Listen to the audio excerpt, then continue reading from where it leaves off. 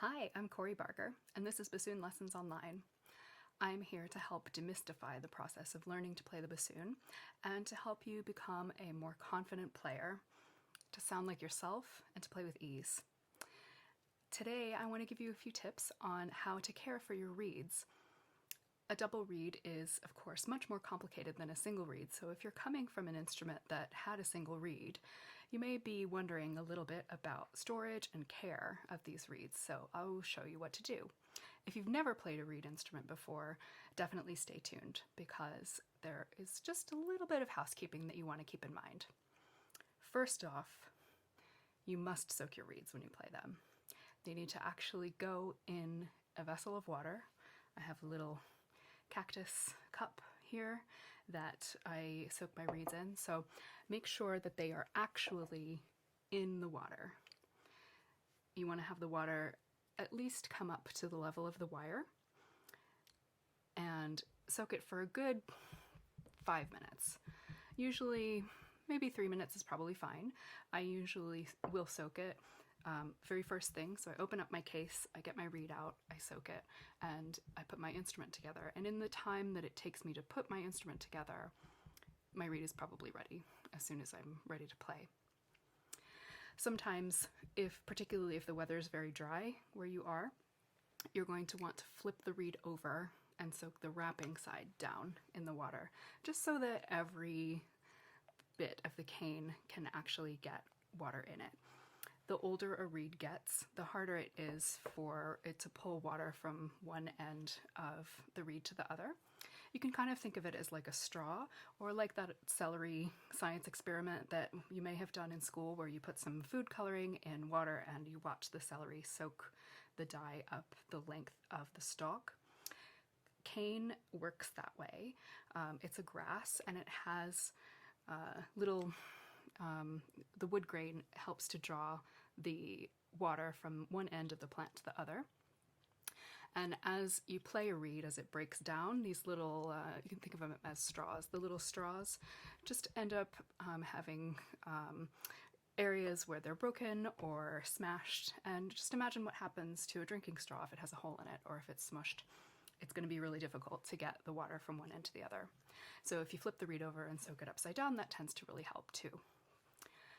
Once you are playing, it may be necessary to take your reed off and soak it in water as you're waiting. For example, if you're in a rehearsal and you know that whoever is running the rehearsal may be talking for a few minutes, take your reed off, drop it in the water. Hopefully you can have it nearby. I have a little cup that sticks to my music stand, which is really, really handy. You can glue a couple of magnets to your glass.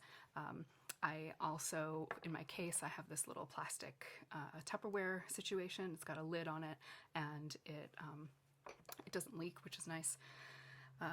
And you can glue a magnet to that and then you can stick it on the music stand itself. There are also some tables that you can attach to your music stand and they'll have like a little cup holder in there. Very, very helpful situation. So you will probably need to re-wet your reed in the meantime during a rehearsal. Other times you may have too much water inside your reed, and that's when you're going to want to suck some of the water out and then actually blow through the back end of the reed just to clear any moisture, because having extra moisture inside the reed is going to cause little skip sounds. It'll end up sounding kind of strange. When you're finished playing, I will show you a couple of things to keep in mind. So when you're done playing, you definitely want to clear the water out of the reed by blowing through it. And then sometimes you may want to actually clean any residue, gunk, whatever you want to call it, from the inside of your reed. I keep this little scrubby brush handy for that. So just gently, you can use a pipe cleaner for this too. Go gently into the back of the reed and just like twirl it so you can get any of the crap out of the inside of the reed. If you haven't brushed your teeth, you'll probably get food particles in the reed. You'll definitely get dust in there after a time. Sometimes they can get kind of gross, so it's just something you're going to have to get used to. A lot of times parts of the cane itself will break down, so it's really, really common to get little dust particles inside. Don't worry about it. It's nothing abnormal. And actually, I think that having those little pieces of dust help to dampen the vibrations of the reed, and it helps to break the reed in the long run. So sometimes you prefer to have those in there.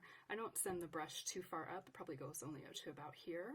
If you have a thinner brush, maybe it could go all the way through. It really depends on what you end up getting. Those little makeup brushes, the mascara ones that they have at Sephora in the trial area, are really useful for this, but also is a pipe cleaner. So once you've got your reed all cleaned up, then you're going to want to put it away in your reed box. Don't leave the reed in those little plastic vials that you may have bought it in. That's going to encourage mold. And mold is a super bad situation. If you end up with a moldy reed, you're going to have to throw it out. Sorry. So I keep my reeds in a really fancy reed box. It's a very beautiful one made by Rediano, and I love it. I love the pattern. It's really fancy, but a reed box can be very, very pricey. So if that's not something that's in your budget, an Altoids tin is very helpful for this. Just have something inside that can cushion the reeds from whacking themselves around. A piece of tissue paper or some cotton is really useful here, but what's absolutely essential is that the reeds have a chance to dry out. If you're living in a place with high humidity, you may want to actually leave your reed box out to dry somewhere. Whenever I come home from rehearsal, I leave my reed box open on my desk for several hours until the reeds are dry. I've had the situation where I put it back in my case and I forgot to take it out at home, and the next day my reeds were covered with black mold. And obviously that's disgusting and you can't put it in your mouth. So be careful that your reeds have a chance to dry. I know you have to balance keeping your reeds with your instrument so that you don't forget them when you leave the house, with making sure they are dry. So if you do leave them out on your desk, leave yourself some kind of reminder so that you don't forget them. Another thing that's really important in any reed box, no matter what it is, whether it's a pencil tin or something more fancy, is that it has ventilation. You can see here on this box that it's got a little divot so that air can actually come out and in, just to get a little bit of circulation of air. I'll show you another reed box that I made. This is a plastic pencil box from Muji. It makes a really, really great reed box. So I just put some tape on it to make it look nice. On the inside, I took some pieces of craft foam that I got at the craft store, and with a hot glue gun, I just glued them on there, make a little spacer to hold things together because this is quite thick. But then I rolled up some of the pieces to make little dividers.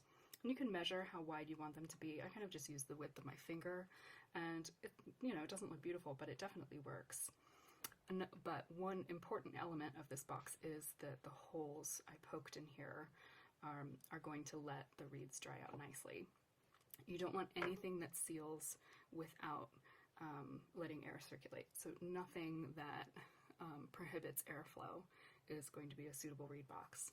If you have access to a drill, you can do this pretty easily. You can also do it with like a nail, a hammer and a nail. It won't be as pretty, and you do run the danger of actually cracking whatever it is that you're using. And if you are a younger person, make sure that you have adult supervision using any sharp tools or anything dangerous. But this is fairly simple. If you have a drill and know how to use it, this took about 30 seconds to put the holes in the box. So that makes a great reed box. And then once you're finished with that, then you put your reeds away for the day, and there you have it. Another important thing to note if you're using the simple Altoids tin is that if you're using cotton or paper, it is possible that those elements will get wet, so you may need to change them out every week or so. Keep an eye out for mold. If you're noticing anything furry on your reed, if you see any little black lines or black spots, that's showing you that you're getting a mold infection.